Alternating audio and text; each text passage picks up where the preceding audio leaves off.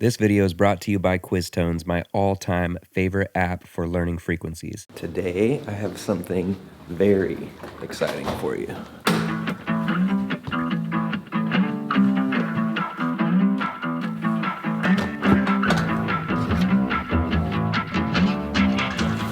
I'm getting so many questions about patching and microphones and recording and consoles and gear, and honestly, there's so many questions, it's really difficult to answer them all in one video.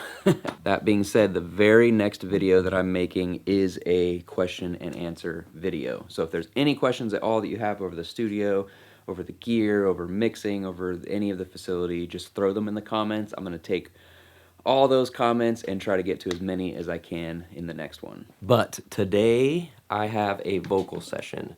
So I'm gonna show you the entire process of setting up for that. We're gonna start with selecting microphones, then we're going to bring those into the tracking room, set up the stand, set up the cabling, patch into the panels. We're gonna come to the patch bay, do some patching to get into some gear and also to the console, then into Pro Tools, then we're gonna record and listen to what all these different mics and the gear sound like. It's gonna be awesome. First, we get to pick out some microphones. So let's go to the mic locker.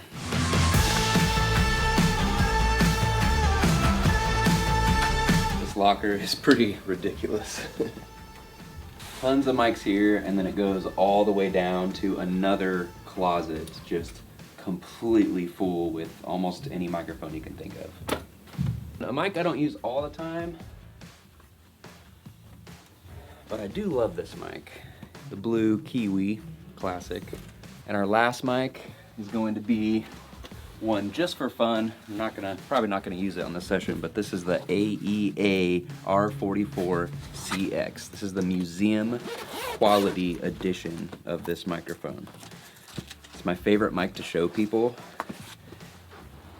It feels like it weighs 20 pounds compared to all the other mics. Oh yeah. This mic is just epic. Every time I see this mic, it reminds me of Elvis.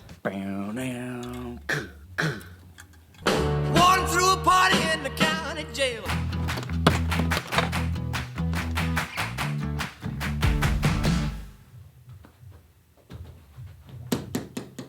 So this is the tracking room. We actually have 3 different ISO booths in this room. So we have the main space, which I'm standing in right now. Then we have a space for the drums. We have a room for the piano. We have a 1941 mahogany Steinway in that room. And then what we just walked through is the vocal ISO booth. That booth is actually unfinished, so this is the kind of main area that I use to do all the vocals. All right, now let's set up these microphones. The U67 is a tube mic, so it uses its own external power supply to power the mic. So it doesn't need any phantom power. We plug this box into balanced power, and that supplies the phantom power to the microphone. These cables look a little different than XLRs.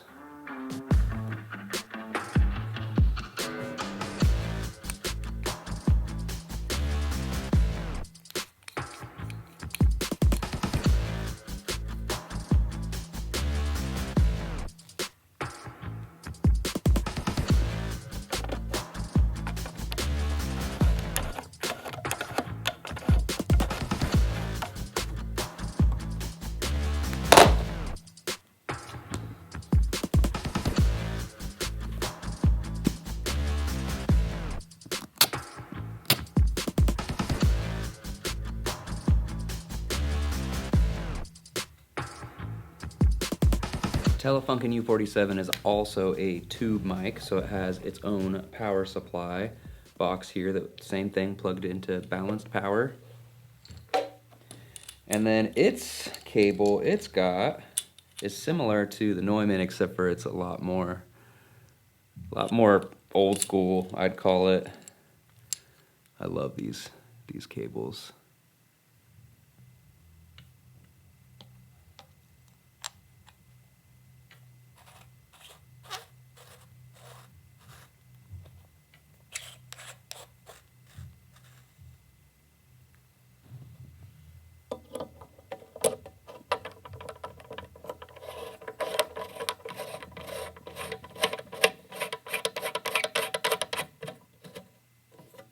Now we have one of the coolest looking mics, the blue Kiwi.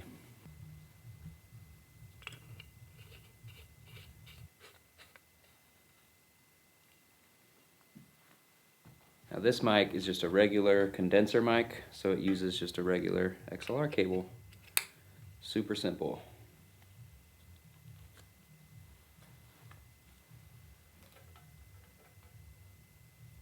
Now back to the AEA R44 Museum Quality Edition.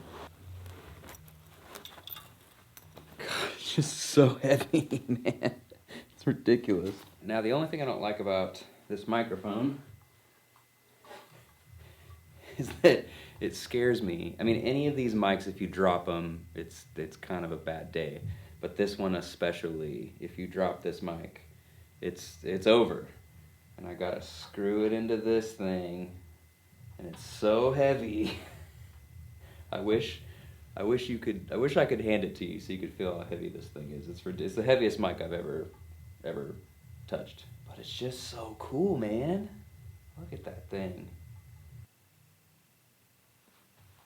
Here's our line of ridiculously awesome microphones. Now, one of the questions that you might have about this setup is why all these microphones are upside down. Using big stands like this for vocals allow the stand itself to be really high and completely out of the way. I can move around, I can have a stool, set a stool in front of me, I can have a music stand right here. I have all this room to work and sing and test things without worrying about somebody accidentally knocking something over, knocking a stand over. If you touch these stands are so heavy duty that they're not gonna fall over. The only scary thing is making sure that these clips are tight and the microphones are 100% secure, because of course, if you mess up, they'll fall. Luckily, that's never happened. You just gotta pay attention. All right, so now it's time to actually plug all these microphones in. In this main tracking room, we actually have 3 panels. They look exactly like this. There's 16 inputs, there's 2 Aviom Ethernet connections, and then 2 different queues for a mix or whatever you want to be sent out. So this panel is mic 41 through mic 56. If I plug these mics straight into this panel, they will come up at the console at 41, 42, 43, and 44. It's kind of a weird place to have it kind of way off to the right, so we're gonna patch around that, which I'm gonna show you in just a second. I like to plug in vocals from my perspective from inside the control room. So the U67 will be my first input, then the U47, then the blue Kiwi, and then that AEA ribbon mic. If you didn't know, one of the most important things about most ribbon mics is that you cannot have phantom power run to this mic. If phantom power runs to this mic, it's dead. It's gone. The Museum Quality Edition is completely ruined. So I actually haven't plugged it in.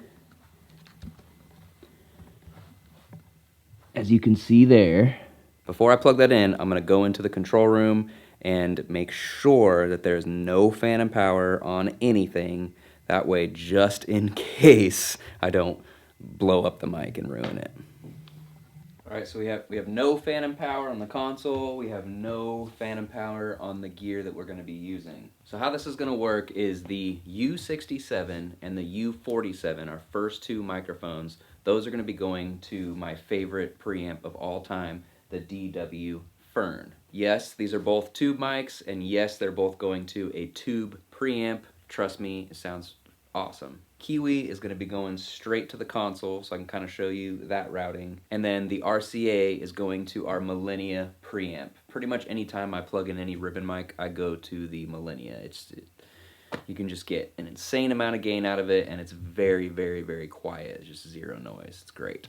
Let's turn on the gear, let it warm up, and let's patch some microphones.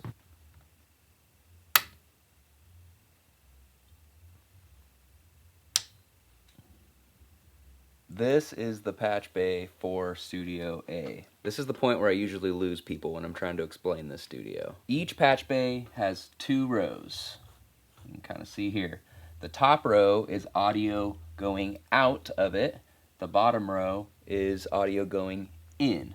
So we have mic lines that are coming out to channel inputs, which are the SSL console. If this is starting to get confusing, just bear with me. It's not as complicated as you might think. If you remember, we plugged in our microphones in the studio to 41, 42, 43, and 44. My 41, 2, 3, and 4 are up here, which are going to 41, 2, 3, 4 at the console.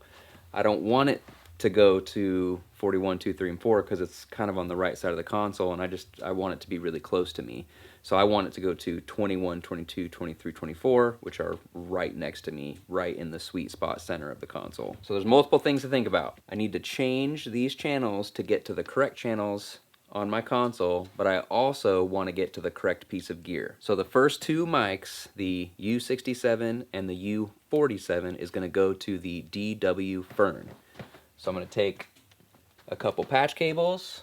We're going to go to 41 and 42, which is that panel out there. Then we're going to go down here to the DW Fern. Then we're going to go out of the DW Fern,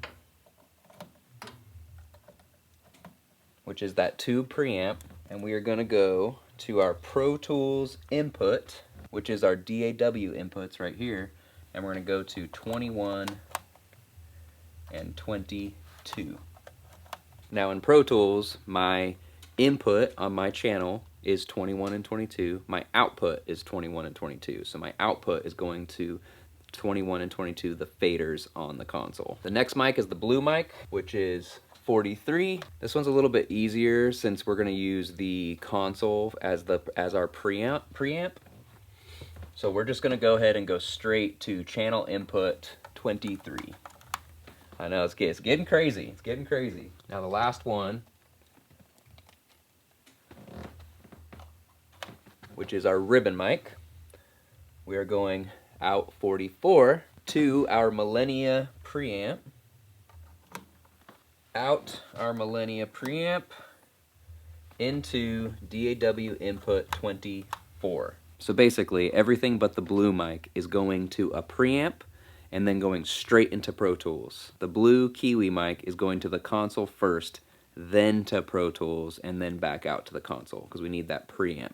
This may seem ridiculously complicated, and I have so many people that comment, like, why would you take the time to do all this stuff when you could just have it so simple? And honestly, once you just do a bunch of sessions and you mix a bunch of times, like, it becomes second nature. It's the same thing as routing stuff in Pro Tools or Logic or Ableton or whatever. You get so used to that it becomes very, very simple and fluid. And that's how this patch bay is. There's just something about physically using your hands to make audio go all over the place. And now that we are all patched, we need to do one more thing at the console to make this setup pretty much done. If you remember, our Kiwi mic is going straight to the console. So it's the only microphone out there that we're actually using the preamp of the console as the preamp. The U67, U47, and RCA are using external preamps, so those preamps are going straight to Pro Tools. Our Kiwi, we need to come into the console, out to Pro Tools, and then back to this fader so that I can actually monitor and listen to how that microphone sounds coming out of Pro Tools. If I'm just listening to this preamp and not what's going into Pro Tools, there could be some errors, there could be some digital clicks, there could be a bunch of things that it's happening and I would have no idea. So this console has this really cool mode, this channel mode called split mode. So if I select this Kiwi channel by hitting this select button down here, all of a sudden I have a bunch of different options to choose from to change the configuration of this channel. The first thing that I want to do is hit this mic. Now you can see that the rest of the channels are in monitor line mode, and this channel is in channel input, and it turned red. Now this channel is a preamp, essentially, which, as I explained just a second ago, does me no good really because I need to be hearing what's coming out of Pro Tools. So they have this cool function called split. So once we're in mic, I'm going to hit split, and now you can see that I have monitor line, but I also have channel input, which is pretty great. So basically what's happening here is my channel strip is in a split configuration, which means that the audio is going to the preamp, then it is going to Pro Tools, and then out of Pro Tools is coming after the preamp straight down this channel so I can monitor what's happening in Pro Tools. Now I can change where this point is. I can make it after the EQ and dynamics and all that stuff, but we're not gonna really mess with that today. I'm gonna keep it simple. All right, now that that channel is set up and I have everything routed, everything looks pretty great. We need to test these microphones. So what I usually do is I just take my phone and I set it out there on a stool just to make sure that I have signal on all the microphones, and then I'll go out there and test them all individually, make sure they work. Oh yeah, and of course we need to plug in that ribbon mic and turn on our power supplies. Let's do that real quick.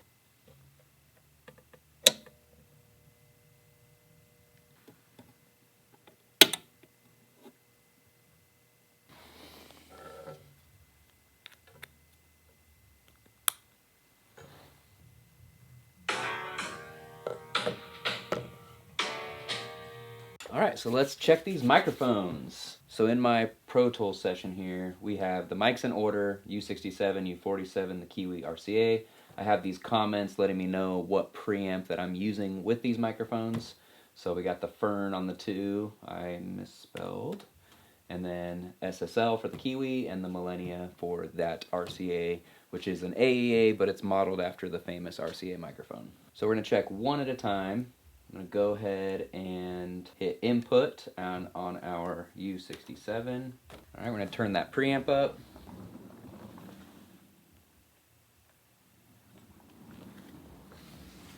Great, let's unmute and see what it sounds like.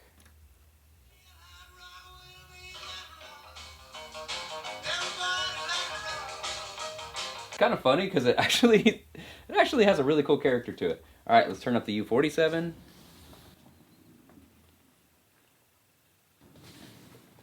Take the 67 out of input. There's the U47. Now we have the Kiwi, the good old Kiwi. Aha, I forgot, this one needs phantom power. So we're gonna skip this one just to make sure, before I put any phantom power on, I just wanna make absolutely sure that my ribbon microphone is safe. So we're just gonna skip to the ribbon microphone here. We're already getting some signal.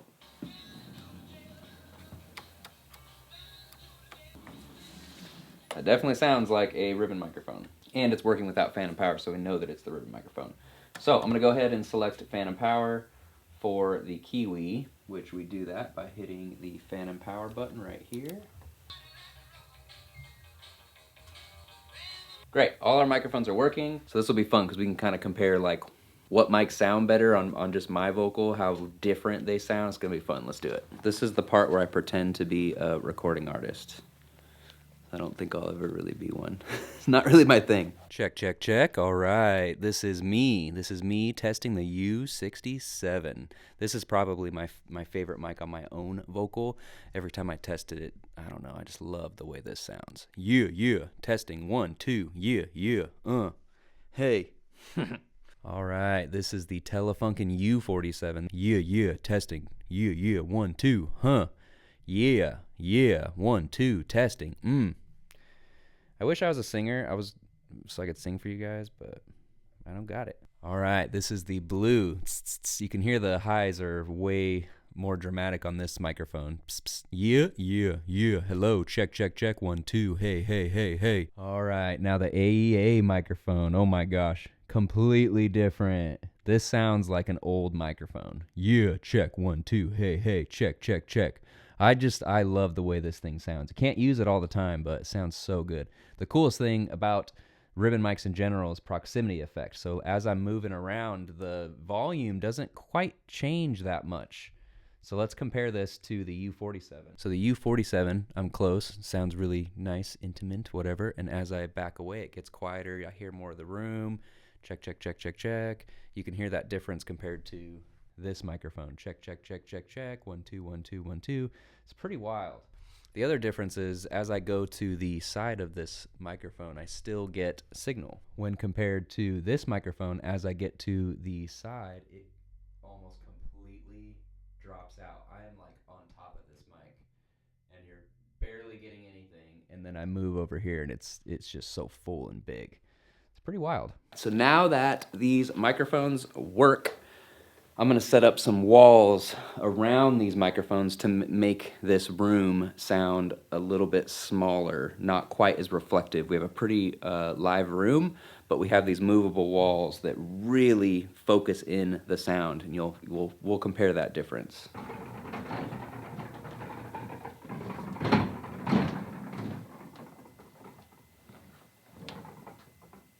All right, now we are going to test each of these vocals with my little mini room going on. First, we got the U67, U67. Hello, hello, hello. Yeah, yeah. Hey, hey, hey. Checking the U67. Now we have the U47, U47. Hey, hey. Check, check, check. U47. Hey, in the house. Yeah, yeah, yeah. Check, check, check. Now we have the Kiwi. Check, check, check. Hello, hello, Kiwi. Check, check. Hey, yeah, yeah. Check. Hey, hey, hey. Now the super sweet sounds of the AEA. Hello, check, check, check, check, check. Ah, this thing is so different, but I freaking love it so much. Check, check, check. 1, 2, hey, hey. That's basically it. That's how we set up mics. That's how we route things to the console. We plug in, we patch. Pro Tools, everything. Remember that the next video I'm doing is gonna be a complete Q&A of the studio, of mixing, of recording, of whatever you got. So throw it in the comments. I'm gonna use this comment section of this video for next week's video. I will see you in the next one. Peace, Brad.